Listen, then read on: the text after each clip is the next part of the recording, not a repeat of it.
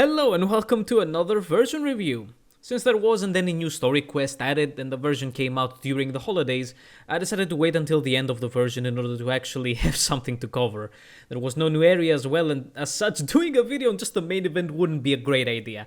The video would be over in less than a minute, honestly could even be a short. But I don't like that, so I decided, let's wait, let's just check all of the events, right? Now that we are fast approaching the end of 4.3, we can take a look at all of the events in it, since again, we don't have anything else to really cover.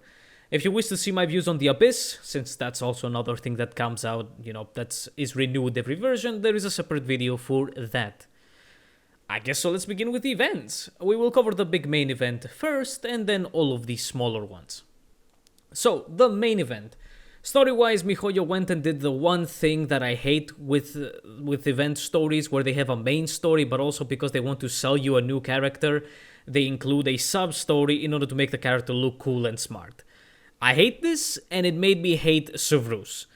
Honestly, from the very first moment where her introduction is a forced scenario in order to make her look cool while she's doing her job, I was sure that I would hate how they would handle her. And sure enough, they did. No matter the type of media, I absolutely despise these kinds of introductions. And as I said, they destroy many of my hopes of liking the character. I enjoyed the main plot of shooting the movie. It had very nice character interactions.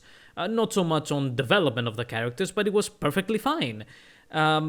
And yeah, with every time they have a subplot, I don't understand why it exists and needs to also be tied with the main story, since, of course, only at the end of the main story you have the ending of the subplot, and again, it must be tied somehow. Come the fuck on. At the very least, make it a separate quest so that people can do it whenever they want. I think during a Sumeru festival, you had to do a quest with Dori. You started it with Dori, but you could do it whenever you wanted, basically.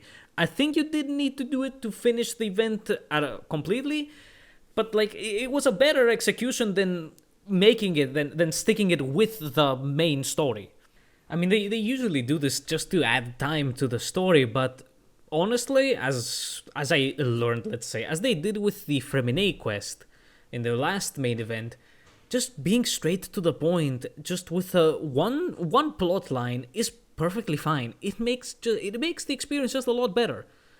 And yeah, that's how it is. Those are my views on the story. The movie part was enjoyable, but I loathed every moment of the Sevrus side story. It was incredibly forced and structured to try and make the player like Sevrus and show how cool she is, which resulted in the exact opposite effect for me. Of course, yeah, they are trying to sell you the character, but this is honestly the worst kind of way.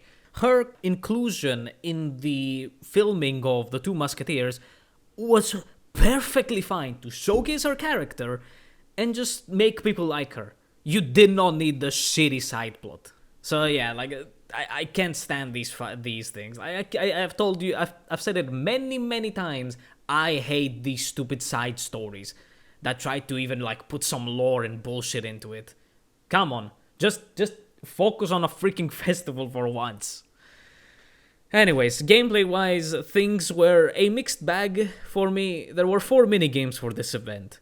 There was a scene builder minigame where the player had to choose the correct camera angles and dialogue to build a scene and get the best score with the correct combinations.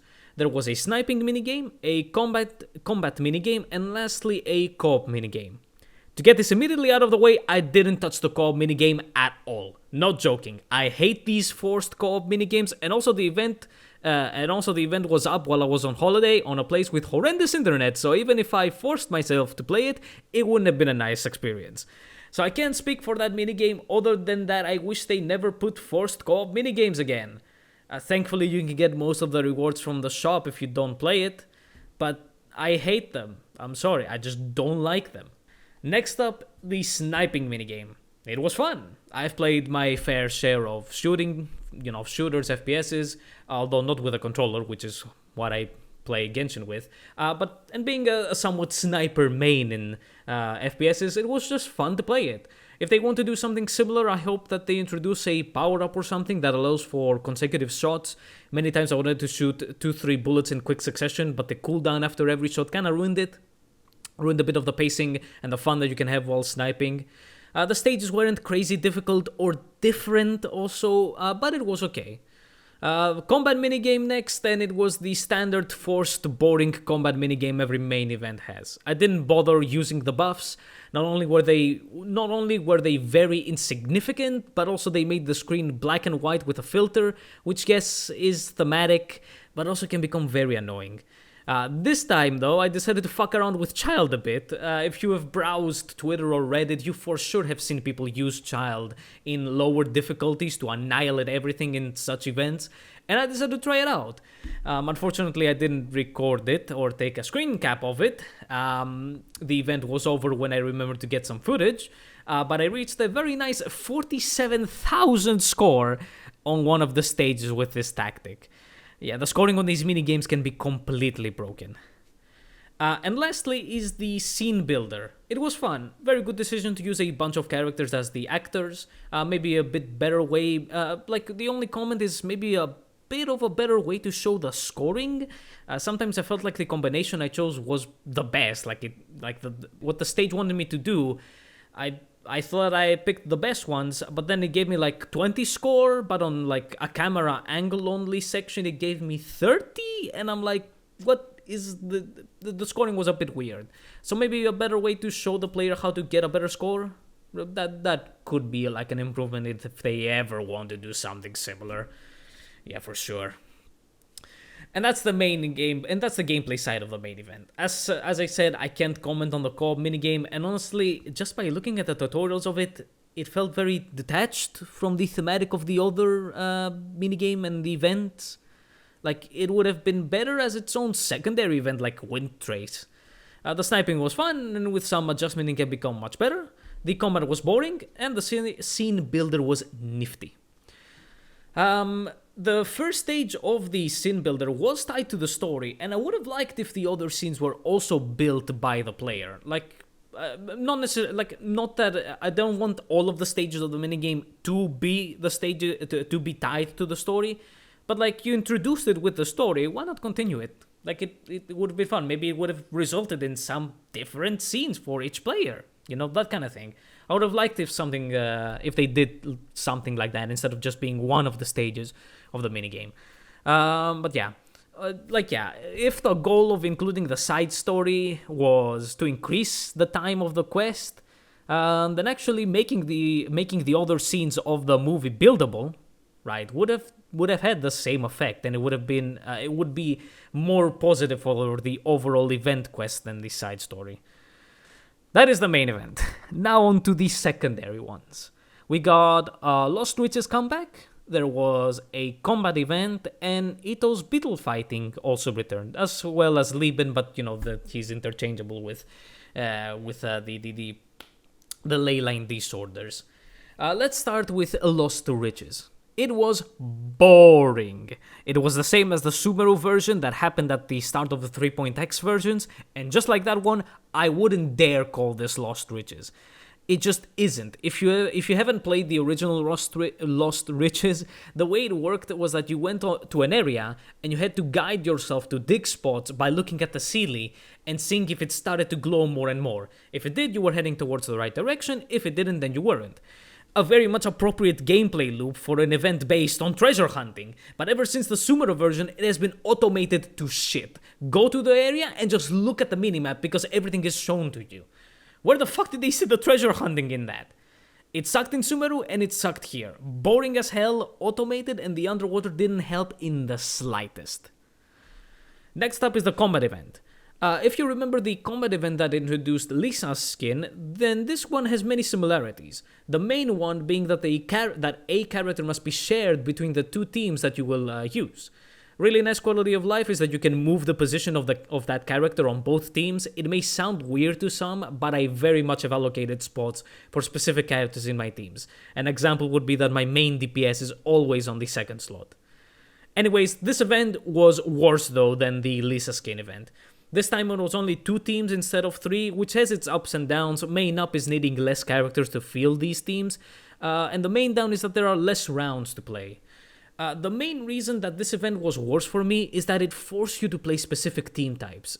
In each of the stages where you were required to build specific teams in order to fulfill an objective, and after you did fulfill the objective, different enemies would spawn, and they were the ones that actually gave you meaningful amounts to your score. So it wasn't a case of you can use the buff, but it's all doable by playing how you want. You needed to do the objective, else you wouldn't get a good score for any rewards, really. And it just isn't nice to force people to play like that. Before I said that this time you need less characters built because there are 2 teams, but this one goes against this point, because it doesn't matter, because they ask you to have a very big variety of characters now built in order to make the right teams. They did give a trial character, but it's a trial character. There might as well be an empty spot in your team. Yes, they helped with doing the objectives, but with how shit their builds are, they're so bad, and it's like, come on now. Like, they are so badly built that generally they most of the time are a detriment rather than helping you. And something I forgot to mention is that the 2 rounds had different objectives.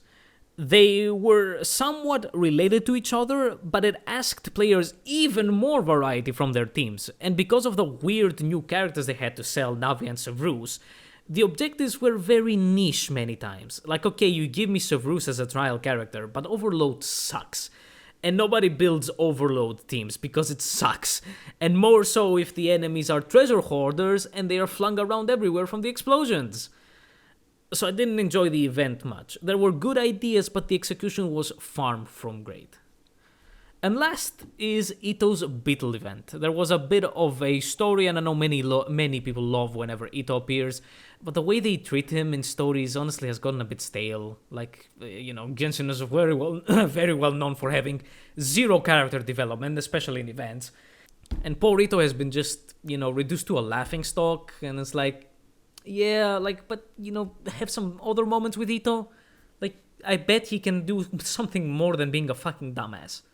So yeah, story was just a small thing, but still, I feel really sad when I see characters just being these 2-dimensional things because mihoyo just refuses to do anything. Other than that, the gameplay was exactly the same as the first time the event appeared, and the only comment I've got is I sleep. Holy fuck, I am sleeping. It's just boring. Very, very boring. Before we end though, a big deal this version were many of the quality of life things that were done to the game. Domains changed quite a bit. Players spawn closer to the key when they enter a domain and when they replay it. Enhancement was changed a lot everywhere. You can refine weapons faster, ascending and leveling is faster for both weapons and characters, and artifacts changed a lot, where you can instantly add enough artifacts to go to levels 4, 8, 12, 16, and 20, where you get an upgrade point, let's say, to one of the stats. They also added more. You can also add more artifacts to the enhancement. It's pretty nice. They also changed the menu when filtering artifacts, but I actually prefer the old one, both in the inventory and in the character enhanced screen, because I feel this one is way slower to load. Additionally, before, the icons of the artifact sets changed depending on the slot you were at. So if you were choosing a Sands of Time and you entered the filtering menu, the artifact icons would all be the Sands of Time of the sets. But now, it's always the flowers, which I believe is worse, since things like the sands, goblets, and circlets are much easier to tell apart than the flowers and feathers, especially since the icons are very small, and can be very small if you're playing on a TV or a high-resolution monitor. Also, they are sorted by release date, which is the same as before, and I hope we get to change it, because it's stupid, but it's made worse here with how they are shown to you. Before, it was just a downward list. Now there's 2 columns. But it's made worse because the recommended set for a character is always at the top, and it can mess up the position of the sets because they are sorted in these 2 columns. You enter this menu, say with a new character that wants a new artifact set, and things are very well sorted in their release, right? And if you have some sort of offset thingy, you will kind of remember that, oh, this set is usually in the left column, let's say. But if you go into another character and you've gotten used to having that set on the left column, because they have a different recommended artifact set and it's an older one, because that artifact set is moved up, now that set that you were looking for might be on the right column. I think you can get what I mean. No, I'm not the best at explaining such a thing. But yeah, like the way they sort these two columns has made it very, very confusing. And I actually prefer how it didn't take up the entire screen before. It was a nice column. Yes, I had to scroll a bit, but come on, things were much better sorted before in just the one column. And yeah, like I hope that maybe we get to sort things alphabetically, because I think, yeah, like sort by release date is the dumbest fucking thing. I mean, especially if you weren't around since all of the artifacts release, you ain't gonna remember all of the release dates. And yeah, like it would be much better. Honestly, I would also like it if the recommended set wasn't shot up. I would actually prefer it if it's highlighted within the list rather than, again, being up. Because guess what? When my mind says this list is sorted by release date, even if I know that the recommended set is always at the top, I always look in the middle if it's an old artifact set, because I'm trying to see the release date, right? So yeah, it's something that definitely needs getting used to, but I think it can also be adjusted with a few things. Anyway, a lot of quality of life, but there are many things that the community wants that are still missing. Not only just quality of life, but just improvements to the game in general, right? People want some more resin, better artifact stuff. Honestly, yeah, like it's been 3 to 4 years now. Can we just get rid of flat stats? Nobody wants flat attack, flat def, and flat HP. Right, like they are very, incredibly rarely like better than a percentage. So just start making the game a bit better, for fuck's sake. They revealed what they call artifact loadouts, but they are nowhere near close to actual loadouts, unfortunately, so don't get hyped for that. And yeah, that's version 4.3. It wasn't that strong in events, there were a few quality of life changes done, and overall it was definitely a version after the end of the Archon Quest, where things need to slow down a bit, and they need to be a little bit more simple. And also Lantern Rite is around the corner, and they have to focus on that in order to not make China angry, although I wrote this script, it's not in the script, I wrote this script literally yesterday from this recording, and just this morning... I've seen that China is very angry. Wow, I cannot believe I predicted this. Yeah, apparently China is angry that Honkai is getting lots of love and Genshin is being shat on, especially during Lantern Rite, and no changes have been made to being more generous or the game itself becoming better. So... I cannot believe I kind of like just unwillingly sort of predicted this, genuinely. Wrote the script on a Sunday saying, focus on Lantern Rite to not make China angry. Wake up next morning and I see all over Twitter that China is angry, and I'm like, God damn it. Anyway, that's it. Thanks for watching. Like the video if you liked it, sub to the channel to help it out, and follow me on Twitch for streaming. See you in another video, and the next one should be close, and it should be Raiden's character review.